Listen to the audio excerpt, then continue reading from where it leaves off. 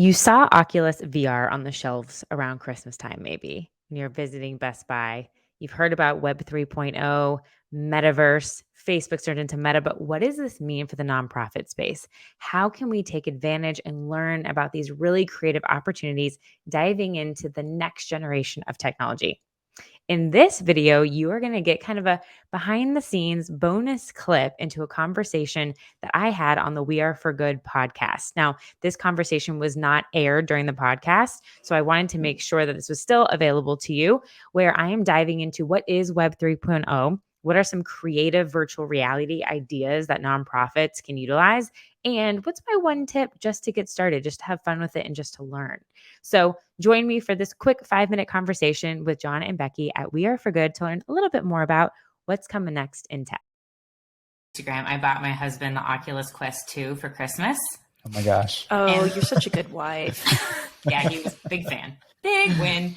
But I shared it on Instagram because after I've been, of course, using it now as well, wife perks, it has blown my mind at how incredibly dynamic like the VR space has become, and the opportunity that I can see for nonprofits in there just blows my mind from where it was like 10 years ago when we had like the cardboard boxes you could put in with like your iPhone. But I think to your point, I suggested that it should be an expense that nonprofits purchase an Oculus Quest 2 for their office.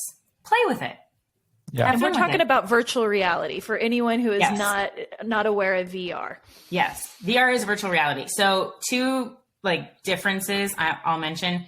VR, you are immersed in a virtual environment. AR is virtual aspects are overlaid onto real world places. So can you give us two examples of that? So VR, you have to have a headset on to be immersed in a virtual world. And there's gaming, there's virtual workspaces. I was doing my workout this morning. If you go watch on my Instagram account at Positive Equation, I look like a crazy person doing this supernatural workout. But it's amazing. I'm in these like Iceland doing a workout, hitting these things coming towards me, but my heart rate was at like 160. So it's a true heavy duty workout. AR, if anybody remembers when Pokemon Go, right? Yeah, I think that's the best like real world example, and that's with your phone. So kids were running around finding these like Pokemon characters in random places. Another real world example of AR is IKEA. So IKEA has an app and you can click, I want to see what this couch looks like in my living room. And you can place it down in your living room and walk around it. And that's AR. So, I mean, if you can just, oh my gosh, the creativity that's happening with this right now. And I think nonprofits need to be kind of what you're saying, John, more curious. Get the Oculus, because once you put it on and you start to experience it, ideas just start to form. Yeah. And that's like a couple $100, right? I mean, and it's already just going to keep going down. And you think about, we're always trying to storytell, and how do you build empathy? Like just the easiest example is like, how can we storytell through that to get and transport people to places that would not be probably ethical to get them to, or to really expensive or really impossible to get a senior person across the world to see something. But I mean, the ideas seem limitless of what could be possible. And why wouldn't we be? And what's also, okay, so here's just an idea if a nonprofit wants to take this. Imagine if this is kind of happening with purchasing digital items. We see this with NFTs right now. Mm-hmm. What if a nonprofit created a virtual world where consumers can virtually buy the things that they need to build a digital well, a water well in Africa, and then those funds actually went to build the physical thing? Yeah. Please, someone do this. And then please come on the podcast and tell us how you did it.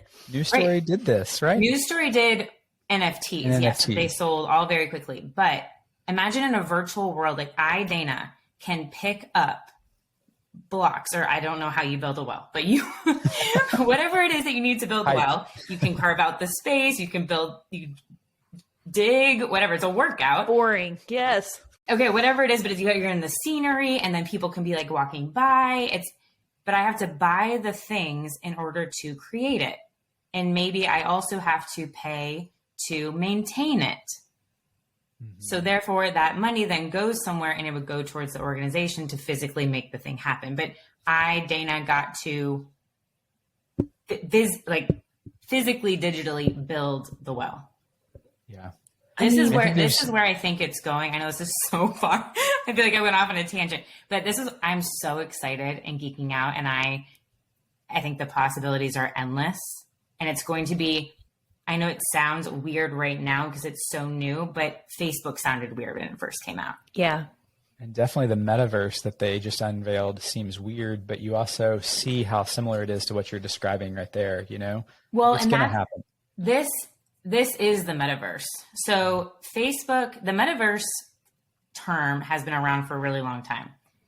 Facebook coined themselves now Meta, which has like completely made everybody run to the races to figure this stuff out. So they just propelled it, which their business, which is smart, right? Because they own the Oculus Quest 2 and all these things. So the metaverse is social media, it's gaming, it's cryptocurrency, it's NFTs, it's everything combined.